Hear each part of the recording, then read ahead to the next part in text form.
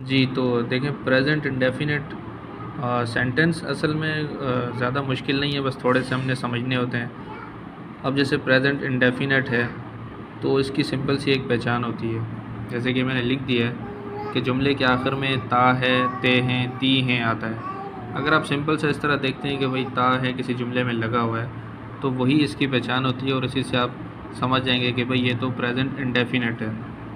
और दूसरी चीज़ सबसे ईज़ी जो इसमें चीज़ याद रखने की है, ख़ास तौर पर बच्चों को समझ में नहीं आती, तो इसके अंदर कोई भी हेल्पिंग वर्ब यूज़ नहीं होता है। आप देख लें जैसे ये लिखा हुआ है, हेल्पिंग वर्ब इसके अंदर कोई भी यूज़ नहीं होगा। जैसे कि I will go to school, तो विल जो है वो हेल्पिंग वर्ब है। इसी तरह प्रेजेंट इंडेफिनिट के अंदर कोई भी हेल्पिंग वर्ब यूज़ नहीं होता।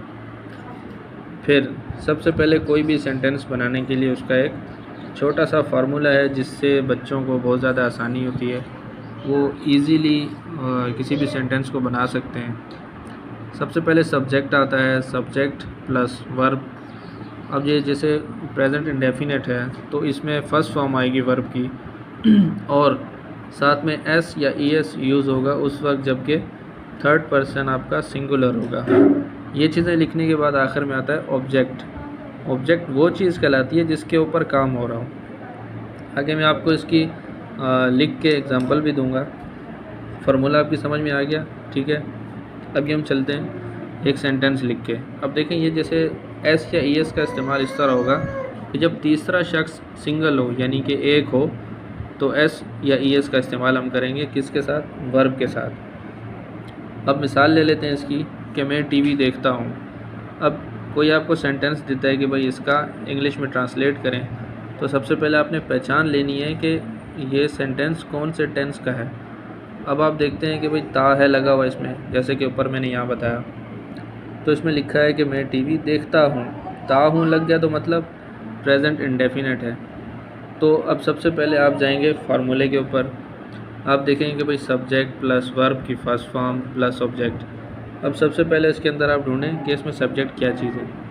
अब सब्जेक्ट पेंसिल से मैंने इसको हाईलाइट कर दिया है, मैं टीवी देखता हूँ। अब एक्चुअली एक सेंटेंस के अंदर जो शख्स काम कर रहा होता है वो सब्जेक्ट कहलाता है, जो काम हो रहा होता है वो वर्ब कहलाता है। अब जैसे इसमें देखने का काम हो रहा है ये वर्ब कहला गया, और जिसके ऊपर काम हो रहा होता है वो ऑब्जेक्ट कहलाता है।